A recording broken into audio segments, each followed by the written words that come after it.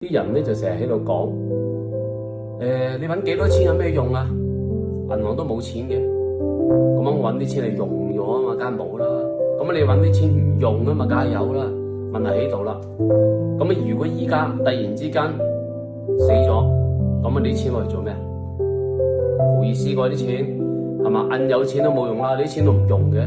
咁你唔用，不如唔好揾嚟做咩？嗱，我唔同啊，我揾幾多用幾多嘅。我冇錢嘅，但我用咗啊嘛。嗱，好似你依家大把錢，我依家冇錢嘅，咁樣如果咧去到死嘅話咧，嗱我就唔驚啊，話死就死，都冇嘢，我都冇錢。嗱你又驚啊？你大把錢係咪？你驚死啊你？咁樣點解？死咗啲錢點算啊？所以咪話咯，有幾多用幾多係好着數嘅。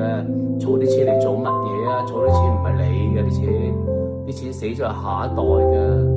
有就用咗佢，乜都要買，乜都要用。嗱，我真係用得嘅。